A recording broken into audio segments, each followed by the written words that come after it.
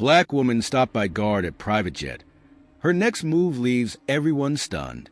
It was a bright Tuesday morning as Dr. Sarah Mitchell guided her black Mercedes into the private aviation section of Atlanta International Airport. The spring sunlight danced off the car's polished surface as she parked smoothly in the VIP lot.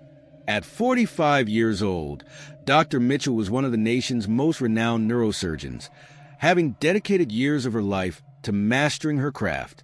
Before we dive deeper into this gripping story, don't forget to subscribe to our channel, Epic Story Moments. Hit the bell icon so you never miss an update, and let us know in the comments where you're watching from. Like, share, and comment to support more incredible stories like this. Today, however, was no ordinary day. A wealthy patient in Boston urgently required her expertise for a complex brain surgery, and a private jet had been chartered to take her there. Glancing at her watch, she noted it was 8:30 a.m., plenty of time before her 9 a.m. departure. She adjusted her pearl necklace in the rear-view mirror, ensuring it sat perfectly against the navy blazer she wore.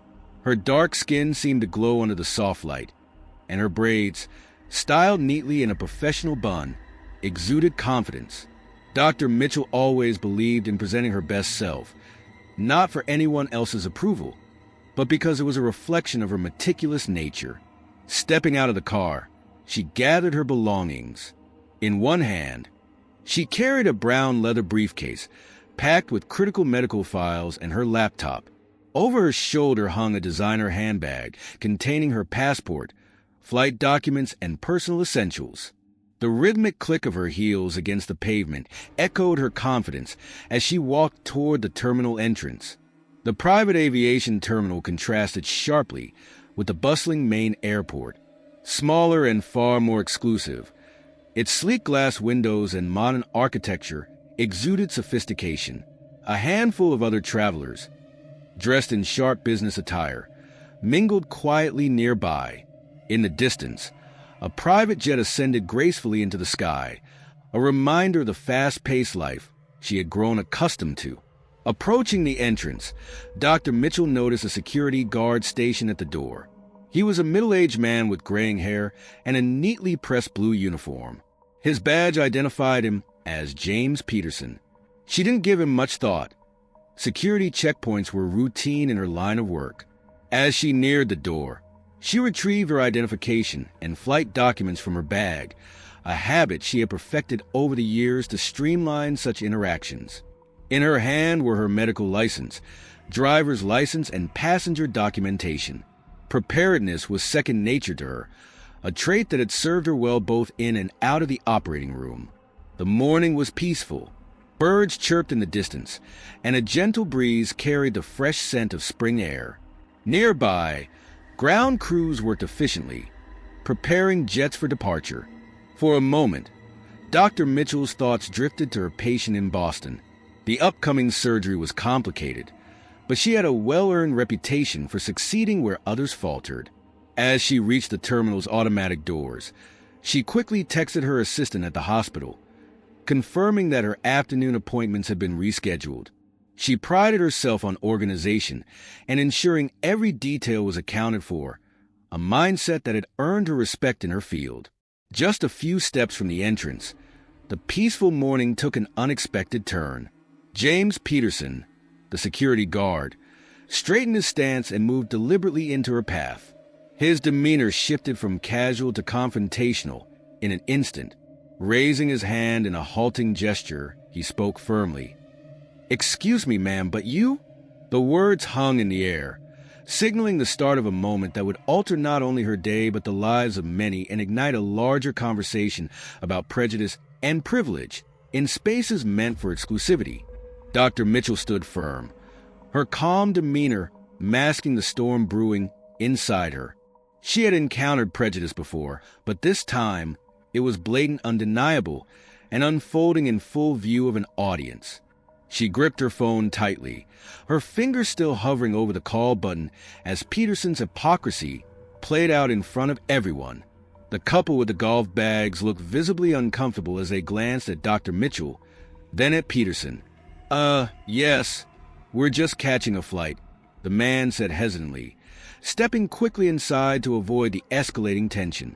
Dr. Mitchell inhaled deeply, centering herself. "Mr. Peterson," she said in an even tone, "I'm asking you one last time. Look at my documentation. You have no reason to delay me."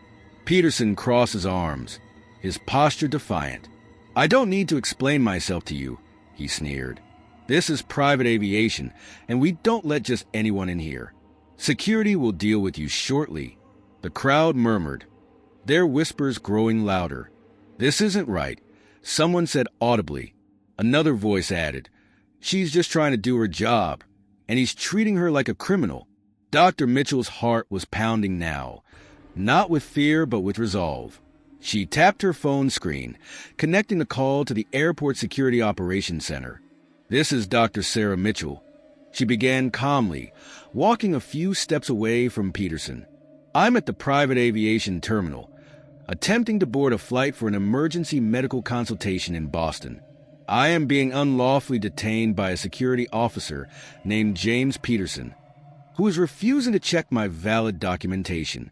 Her voice, though measured, carried the weight of authority. "I need immediate assistance to resolve this matter. My flight is scheduled to depart in less than 15 minutes. Peterson's head snapped toward her as she spoke, his face flushing an even deeper shade of red. "Oh, so now you're calling the cavalry," he barked. "Fine. Let's see who gets the last word." Unfazed, Dr. Mitchell ended the call and turned to face him. "I've already informed the charter company, and they're aware of the situation," she said coolly. "You've made your position clear. Now we'll let security handle this." At that moment, the pilot in the crowd, who had been observing quietly, stepped forward. "What's going on here?" he asked, his tone carrying authority. His uniform, adorned with insignia, left no doubt that he was a senior figure. "This woman is trespassing," Peterson replied sharply, gesturing toward Dr. Mitchell. "She doesn't belong here." The pilot raised an eyebrow and glanced at Dr. Mitchell, who held out her documents. "I'm Dr. Sarah Mitchell," she said, her voice steady. "This is my documentation. I'm scheduled to be on that flight." She gestured toward the waiting jet, "and I'm being blocked from boarding without any valid reason." The pilot took the documents and reviewed them carefully. His expression darkened as he turned to Peterson. "These are in perfect order," he said firmly. "Dr. Mitchell is exactly where she's supposed to be. You, however, are completely out of line." Peterson opened his mouth to protest, but the pilot cut him off. "Enough. This behavior is unacceptable, and it's being witnessed by everyone here. I suggest you step aside immediately." As if on cue, 2 airport security officers arrived, their uniforms crisp and their demeanor professional. One of them addressed Peterson. "We received a report of a situation. What's going on here?" Before Peterson could respond, the pilot handed them Dr. Mitchell's documents. "This is Dr. Sarah Mitchell," he said. "She's a renowned neurosurgeon on an urgent medical mission. Peterson here has been blocking her entry without cause." The security officers exchanged a glance before one of them turned to Dr. Mitchell. "Dr. Mitchell, we apologize for this inconvenience. Please proceed to your flight." The other officer fixed a stern gaze on Peterson. "We'll need to have a word with you about your conduct." The crowd erupted into murmurs of approval as Dr. Mitchell walked toward the jet, her head held high. The young businessman who had spoken up earlier called out, "Good luck, Dr. Mitchell." She paused briefly, turning back to the crowd. "Thank you," she said with a small smile before continuing toward the jet. As she boarded the aircraft, she felt a sense of vindication, not just for herself, but for everyone who had ever been unjustly treated. This wasn't just about her anymore. It was a moment that would spark conversations far beyond the walls of that terminal. Dr. Mitchell observed the sudden shift in energy, her calm demeanor masking a sense of relief as the authoritative figures approached. The crowd, now silent, held their collective breath, their phones still recording the unfolding drama. Peterson stammered, his hands trembling as he attempted to explain himself. I I was just doing my job, he muttered, his voice unsteady. Mrs. Thompson's stern gaze did not waver. Your job, she repeated sharply. What I just witnessed and heard was not your job. It was discrimination. Step away from Dr. Mitchell immediately. Peterson hesitated, his face now ashen, before finally stepping aside. His movements were robotic, as if the weight of the situation was sinking in. Mr. Chun, the charter company representative, turned to Dr. Mitchell with an apologetic expression. Dr. Mitchell, I deeply regret this incident. Your dedication to your patients has always been admirable, and this behavior is entirely unacceptable. He handed her a tablet, the screen displaying her verified flight details. I assure you, this will never happen again. Mr. Roberts, the terminal manager, stepped closer, his voice firm and authoritative. Mr. Peterson, your actions have violated not only airport policy, but also the values we stand for. Hand over your security badge immediately. Peterson's jaw tightened, his fists clenching at his sides. For a moment, it seemed like he might protest, but the sight of multiple phones recording his every move left him no room for argument. Slowly, he unpinned his badge and handed it over, his shoulders slumping in defeat. Mrs. Thompson addressed the crowd, her voice steady and commanding. Ladies and gentlemen, I want to assure you that this matter is being handled appropriately. Dr. Mitchell has every right to be here, and I apologize to her and to all of you for witnessing this unacceptable behavior. Dr. Mitchell remained composed, her focus shifting back to the pressing matter at hand. She glanced at her watch. 8:50 a.m. Thank you, Mrs. Thompson, Mr. Chun, and Mr. Roberts, she said. I appreciate your swift action, but I need to board my flight immediately. A patient's life is at stake. Mr. Chun nodded. Of course, Dr. Mitchell. Your jet is ready and waiting. Let me escort you personally. As they walked toward the plane, the crowd erupted in murmurs of support. You handled that with such grace, one woman said. Another added, We're all rooting for you, Doctor. Dr. Mitchell offered a small, gracious smile, but didn't slow her pace. The moment she stepped onto the jet, she felt a wave of relief wash over her. The pilot greeted her warmly, apologizing once more for the incident. Settling into her seat, Dr. Mitchell pulled out her medical files, her focus shifting entirely to the upcoming surgery. The chaos of the morning was already fading from her mind. Her patient needed her, and that was all that mattered. As the jet taxied down the runway, a notification buzzed on her phone. Curious, she glanced at the screen and saw a live stream replay of the incident. It had already gone viral, with comments flooding in from across the globe. Dr. Mitchell, you're a hero. This is what grace under pressure looks like. Justice served in real time. Dr. Mitchell exhaled deeply, tucking her phone away. She hadn't sought to become the center of attention, but if her experience sparked a broader conversation about accountability and prejudice, then perhaps something good could come of it. As the plane ascended into the sky, Dr. Mitchell's mind was already on Boston and the life she was about to save, her resilience shining brighter than ever. Unprofessional, he didn't even try to hide what he was doing. I wanted people to see the kind of discrimination that still happens every day. The reporter nodded, her microphone pointed at Jenny. What message do you think this incident sends to others who witness injustice? Jenny hesitated for a moment before replying. That speaking up matters. Even if you're just filming, it can make a difference. Dr. Mitchell stayed calm and handled it with grace, but she shouldn't have had to. Maybe now things will start to change. Meanwhile, back on the private jet, Dr. Mitchell took a sip of her tea and leaned back in her seat. She allowed herself a brief moment to reflect on what had just happened. It wasn't the first time she had encountered prejudice, but she hoped it would be one of the last.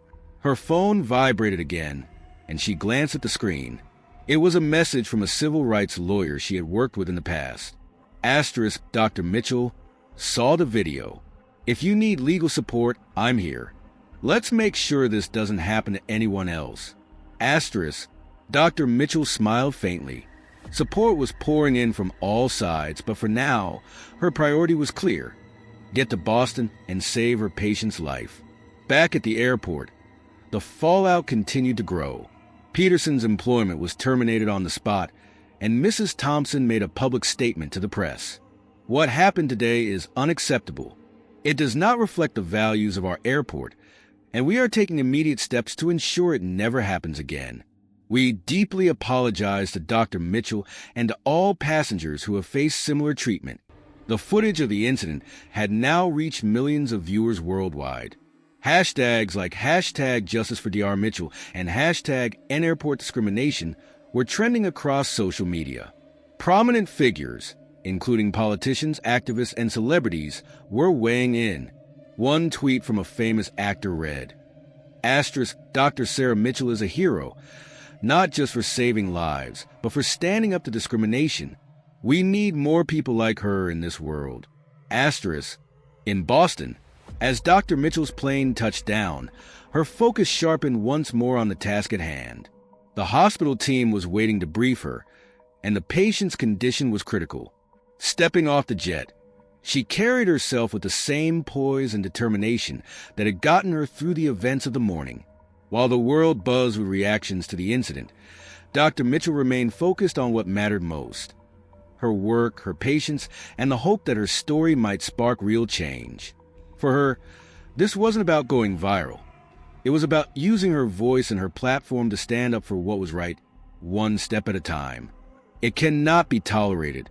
Every person you encounter deserves respect and equal treatment. Your job is to ensure security, not to enforce personal biases. The room was silent, the weight of the incident pressing down on the guards as they realized the gravity of their responsibilities. One guard raised his hand, his voice hesitant. "What if we don't realize we're being biased?" The instructor nodded, understanding the concern. Biases can be unconscious, but training like this helps you recognize and challenge them. The key is self-awareness and treating everyone with fairness, no matter their appearance. Meanwhile, in Boston, Dr. Mitchell was reflecting on the whirlwind of events as she prepared for a lecture at a nearby university.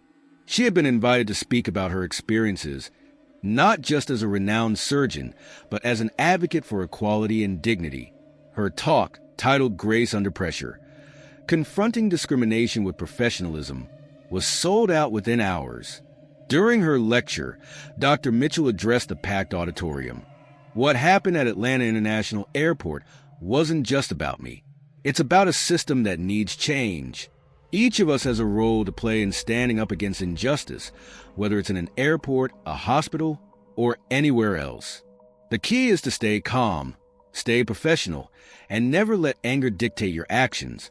Her words resonated deeply with the audience, many of whom gave her a standing ovation. Among them was a young medical student who had spoken to her at the hospital earlier. Inspired by Dr. Mitchell's story, the student had decided to apply for a position at a prestigious private hospital. Back in Atlanta, the airport's new measures were already taking effect. Passengers noticed the increased professionalism of the security team and the newly installed signs that clearly outlined passengers' rights. The airport's social media accounts were flooded with positive comments about the swift actions taken to address the issue. Peterson's termination served as a stark reminder to other staff members about the importance of accountability. For the first time in years, employees who had faced similar discrimination felt empowered to come forward. As the days passed, the incident became a case study in how a single moment could spark widespread change. Other airports began adopting Atlanta's new protocols, and national conversations about discrimination in travel industries gained momentum. For Dr. Sarah Mitchell, life returned to its usual busy rhythm of surgeries and patient consultations. But the impact of her stand against injustice continued to ripple far beyond that one morning at the airport. She had shown the world that dignity and professionalism could turn a moment of discrimination into a movement for change. The incident at Atlanta International Airport had changed everything, not just for Dr. Sarah Mitchell, but for an entire community. What had started as an uncomfortable encounter with a security guard had evolved into a national conversation about discrimination, bias, and the need for systemic change. But for Dr. Mitchell, the most important thing was that her patient in Boston would still receive the urgent care they needed, even after the chaos that had unfolded at the terminal. The day after the incident, Dr. Mitchell found herself at the center of a media storm. News outlets across the country were airing footage of the confrontation between her and Mr. Peterson. The viral video, which had already reached millions of viewers, showed how Dr. Mitchell, despite the racial profiling she faced, had handled the situation with remarkable composure. In contrast, Peterson's increasingly erratic behavior painted a clear picture of someone who had abused their power.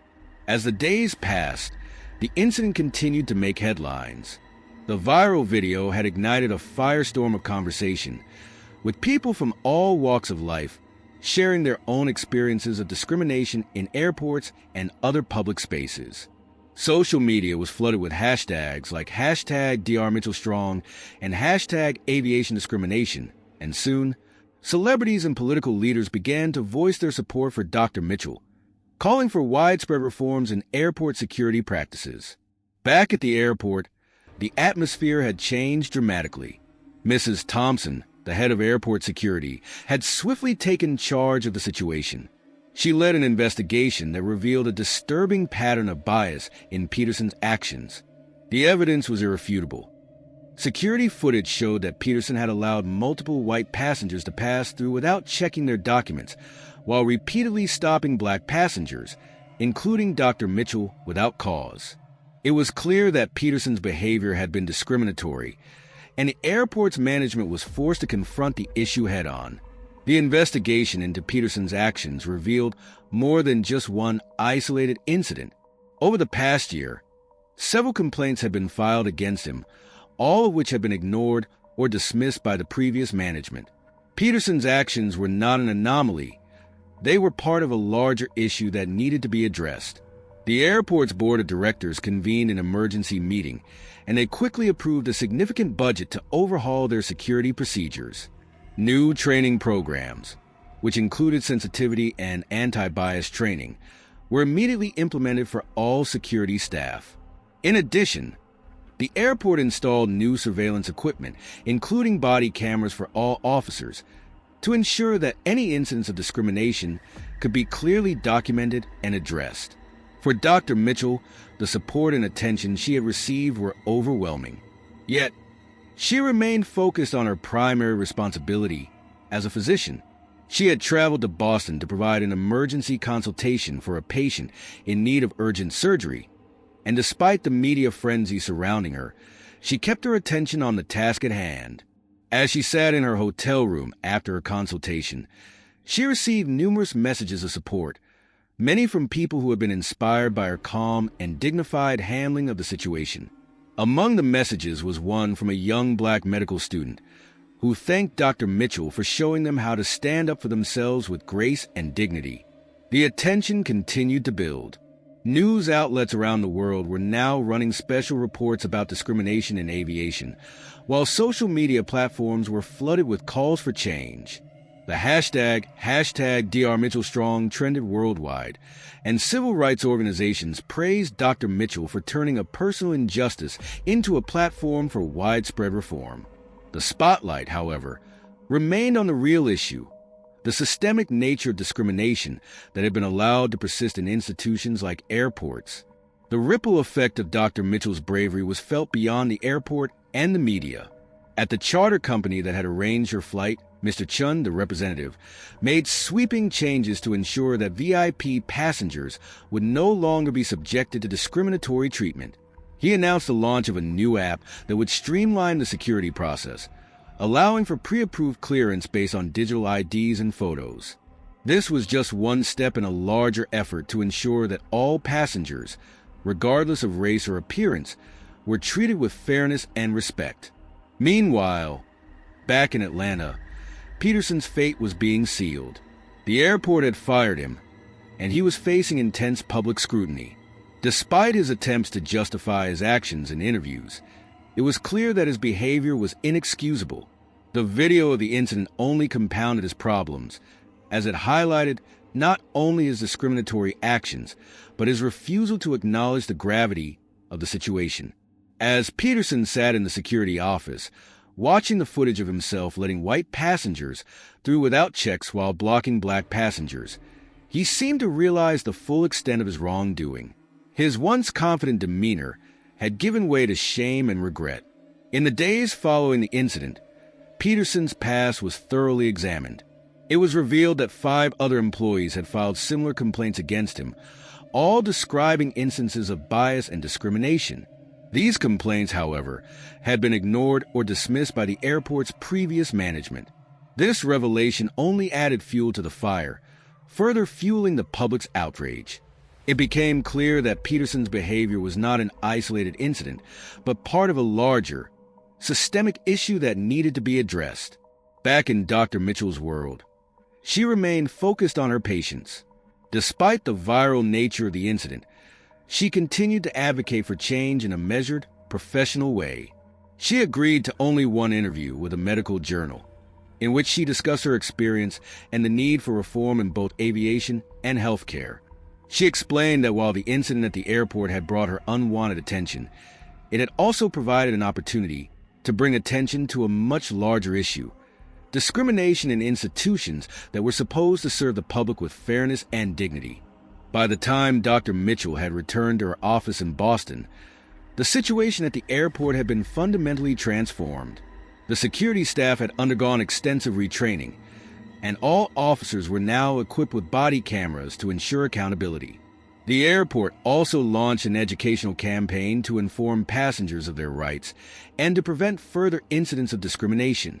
Mrs. Thompson, who had played a key role in overseeing the changes, was working tirelessly to ensure that the airport's new procedures became a model for other airports across the country.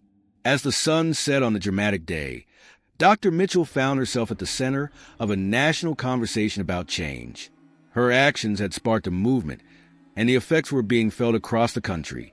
At the same time, she remained committed to her work as a doctor, knowing that her mission to serve her patients was far more important than any media attention. 7 days after the incident, Dr. Mitchell sat in her office, surrounded by a stack of letters from people across the country thanking her for her courage. She was preparing for her first official interview since the event. CNN was waiting, and the cameras were rolling. As Dr. Mitchell sat down with the reporter, Maria Santos, she reflected on how far the conversation had come in just 1 week. The video may have started a conversation, Dr. Mitchell said, her voice calm but firm. But it's not about me. It's about the people whose stories haven't been heard, the ones who experience this every day. This is a conversation about changing a system that's been broken for far too long. As the cameras continued to roll, it was clear that Dr. Mitchell's message was being heard loud and clear. The changes at the airport were just the beginning. Her story had sparked a national movement for change, one that would continue to inspire and drive progress long after the viral video faded from view. For Dr. Mitchell, though, the focus remained where it always had been, on helping her patients and ensuring that they received the care they deserved, free from discrimination and bias. The viral video that Jenny Martinez had recorded had sparked more than just a social media firestorm. It had ignited a movement.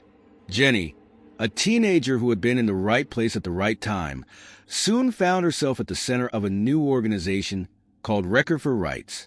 Her mission was simple but profound: to empower people to safely document and report instances of discrimination whenever they saw them. She wanted to make sure that no one would ever have to suffer in silence, as Dr. Mitchell had done. Major civil rights groups quickly saw the potential in her cause and offered to partner with her, expanding her platform and influence. The movement was more than just a viral hashtag. It was the beginning of a nationwide shift in how discrimination was handled.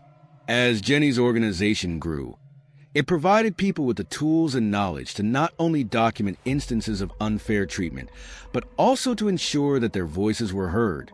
The hashtag #StonicDo, a nod to the resilience and dignity shown by Dr. Mitchell. became a rallying cry for those who had faced discrimination and decided they would no longer remain silent. Meanwhile, back in Dr. Mitchell's office, her interview with CNN continued. The reporter, Maria Santos, asked her what advice she would give to other professionals who found themselves facing similar discrimination. The camera zoomed in on Dr. Mitchell's composed face as she answered with authority and grace.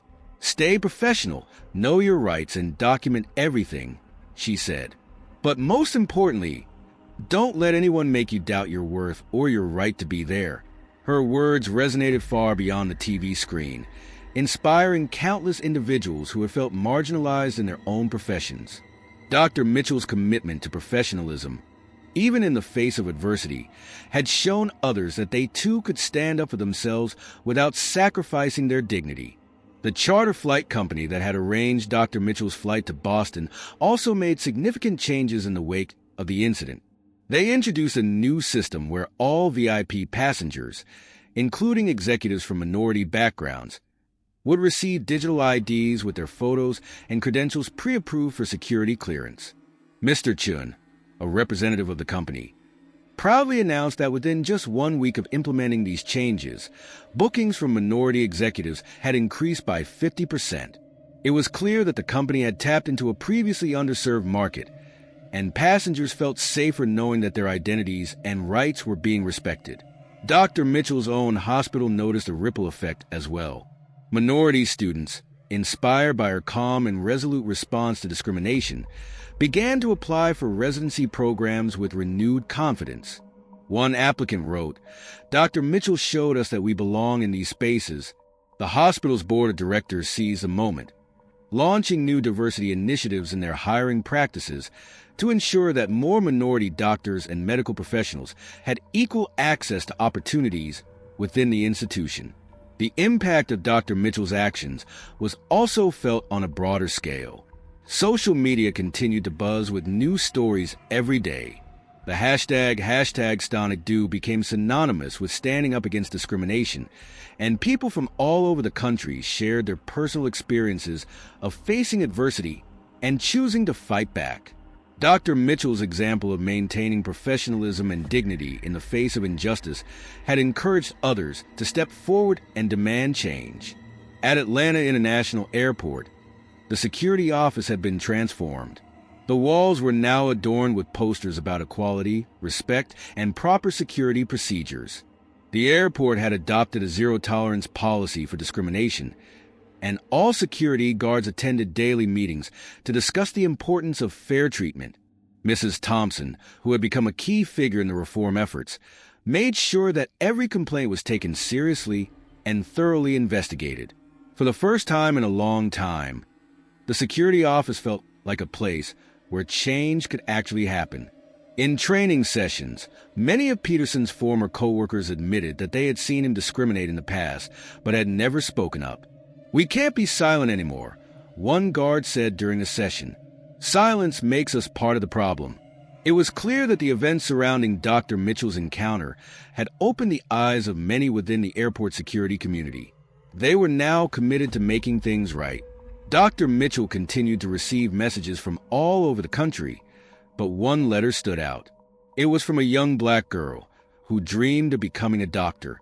The girl wrote, "You showed me that we can be strong and professional even when people try to stop us."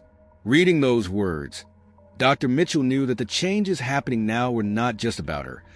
They were about paving the way for a better future, one where the next generation would not have to face the same struggles she had endured. As the sun began to set outside her office window, Dr. Mitchell sat down at her desk to write a response to the young girl. She expressed her hope for a world where her fight would no longer be necessary, and where every child, regardless of their race, could dream big and achieve their goals without fear of discrimination. 3 months after the incident at Atlanta International Airport, Dr. Mitchell stood on stage at the National Aviation Security Conference in Washington, D.C. The large room was filled with airport managers, security chiefs, and civil rights leaders from across the country, all eager to hear about the changes that had become known as the Mitchell Standards. The conference had attracted nationwide attention, with every major airport now looking to adopt Dr. Mitchell's approach to combat discrimination in their own security procedures. Mrs. Thompson stood beside Dr. Mitchell at the podium, proudly presenting the new security training program that had transformed airport security practices nationwide. On the big screen behind them, numbers told an impressive story. Complaints about discrimination at airports that had adopted the new standards had dropped by 80%.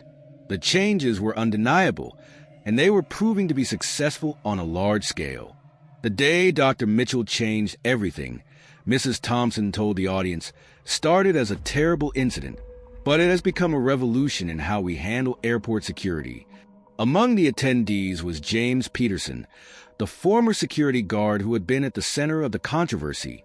His role at the conference had changed dramatically since losing his job. Peterson had agreed to work with an anti-bias training company, sharing his story as a cautionary tale. "I was the perfect example of what not to do," he admitted to a group of security officers. "My bias could have ruined someone's life." His willingness to acknowledge his mistakes and take responsibility for his actions was a powerful example of personal growth and redemption. As Dr. Mitchell and Mrs. Thompson concluded their presentation, the room erupted in applause. It was clear that the changes they had implemented were not just necessary, they were transformative. The airport security landscape had been irrevocably altered, and Dr. Mitchell's courage had been the spark that lit the fire of change. What had begun as a single incident of discrimination had become a movement for justice, and the ripple effect would continue to shape the future for years to come. Back at Atlanta International Airport, the private terminal looked drastically different now. The sweeping changes that had followed Dr. Mitchell's stand were evident in every corner of the facility. 2 security guards, each from different backgrounds, now worked together at every checkpoint, ensuring that every passenger was treated fairly and without bias. Digital scanners were employed to verify passengers' IDs, effectively removing any personal bias from the security process.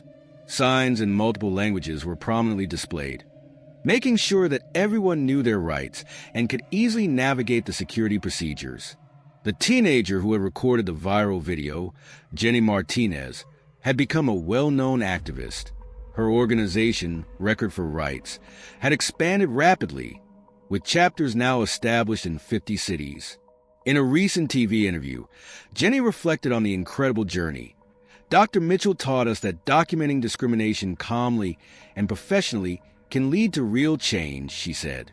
Her movement had not only amplified the voices of those who had been silenced, but also sparked a nationwide conversation about standing up for justice. Dr. Mitchell's medical practice had also flourished in the wake of the incident. More minority patients sought her care, feeling a sense of comfort and trust in a doctor who had publicly stood up for equality. Her waiting room now featured news articles and stories about the airport incident, showing patients that they, too, had the right to stand up for themselves when faced with discrimination. The walls were lined with messages of empowerment, with each article serving as a reminder that change was possible when people fought for what was right. The charter flight company that had introduced the new digital ID system had seen remarkable results. Their client base, which had previously been hesitant to trust the airline, had tripled. Mr. Chun, a representative of the company, proudly reported that the new system had set a new industry standard. "Dr. Mitchell showed us we needed to do better," Mr. Chun said. "And when we did, our business actually improved." The company's transformation from a provider of private flights to a leader in inclusive, respectful service had not only bolstered their reputation, but also reshaped the way the aviation industry viewed diversity and security. At a special ceremony during the National Aviation Security Conference, Dr. Mitchell was presented with an award for outstanding contribution to aviation safety and equality. But ever the humble leader, she invited 50 other people to stand with her on stage, individuals who had faced similar discrimination and had helped create positive change. "This isn't about one incident or one person," Dr. Mitchell told the audience. "It's about making sure everyone is treated with respect and dignity." The crowd responded with a standing ovation, many wiping tears from their eyes, moved by her words and the powerful shift she had instigated. The media coverage of the incident had shifted dramatically, too. Instead of just broadcasting videos of discrimination, news outlets now highlighted the positive changes happening in the aftermath. News stories focus on security guards who handled challenging situations with professionalism, and good behavior in the face of adversity became the new viral trend. The public's perception of airport security had transformed, with a renewed focus on fairness, respect, and empathy. Peterson's former security office, now under new management, had been completely overhauled. The security guards there were required to watch the original video of Dr. Mitchell's experience during their training, learning how bias could cloud their judgment and impact their decisions.